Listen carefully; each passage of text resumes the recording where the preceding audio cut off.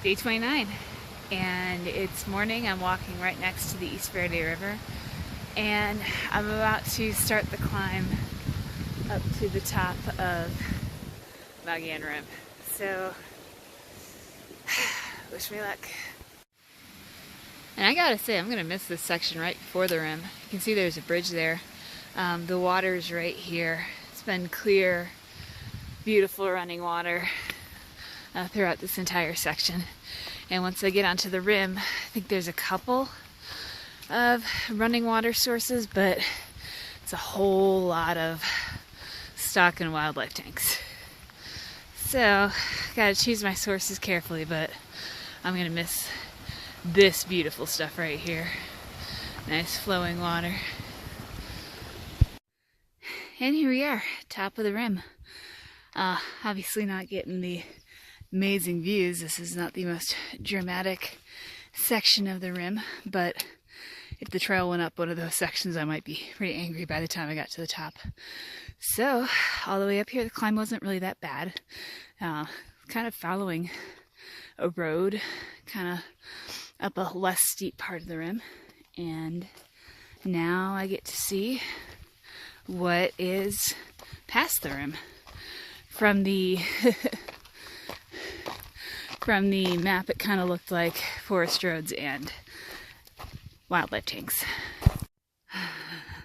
So I came over to read the plaque, and the plaque is really interesting. It's about the Battle of Big Dry Wash, and it's kind of retribution for commemorating, basically, I don't know even how to put this, going and taking out Apaches that attacked settlers. So I don't know if that really deserves a plaque, but you can see there's still some conflict because it says settlers had it coming too. So, I don't know if I agree with either of those, but this is what it is, and open for conversation, I guess. This is kind of cool too. This is an old cabin built in 1918, and it was an old forest management cabin, and it's been restored, and you can come in it. Very sparse accommodations. So this is the front room. It's just a little tiny square, and then little even tinier back room. But kind of a cool part of history, especially you don't see a lot of forest management history, so that's pretty cool. So I know I'll be hitting some more forest roads later on today, but the section just north of, that's a nice campsite, just north of climbing the rim is actually pretty nice.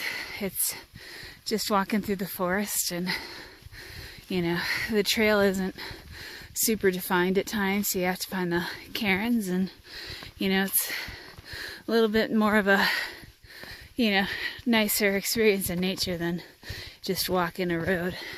I mean, roads are easy and you can generally get some miles done on them, but you really appreciate being able to walk the more natural sections. I have to say, this morning has been very pleasant so far. I've just been on this winding forest trail, and usually next to a stream of some sort. Here it's kind of marshy, but it's had good flow in other areas, and again, very quiet, and birds chirping, and nice temperature, and nice smell. Very nice.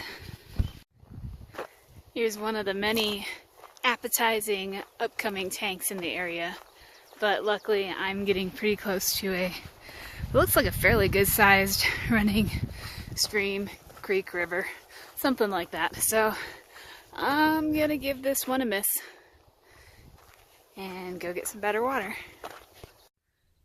Look what I found.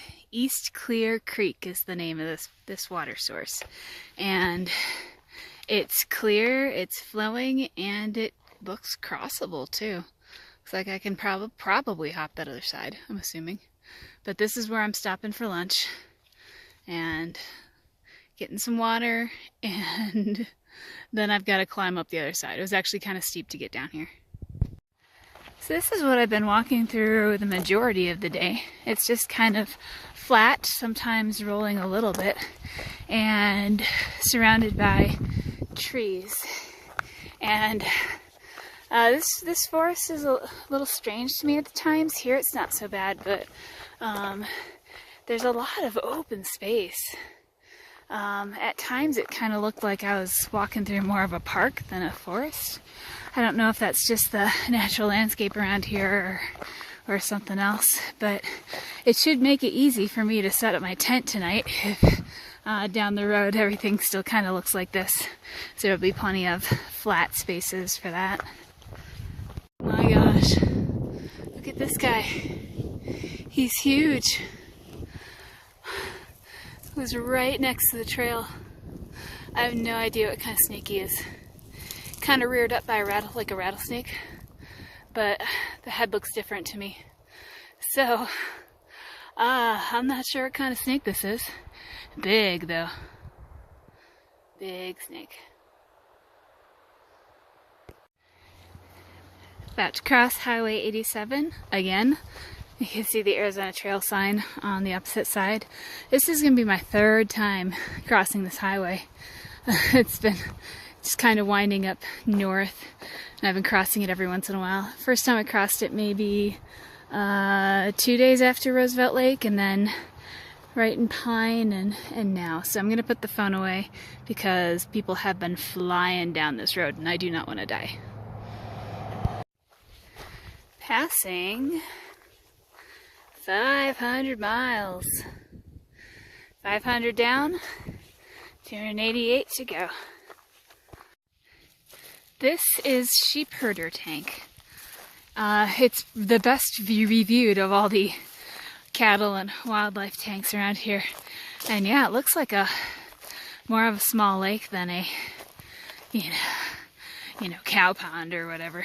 But this is kind of the area I'm going to be stopping. I'm going to be filling up with water from here, and then probably just in this general vicinity setting up camp. It looks pretty flat. I need to make sure that there's no rocks because this is a rocky area. But yeah, I think that's mostly it for today. It's a lot of miles and it felt like it. There's fish in here. He wants to bite my finger. That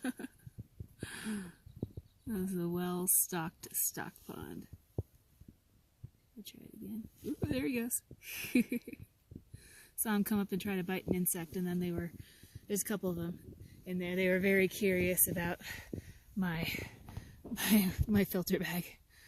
So, again, Sheepherder's Tank.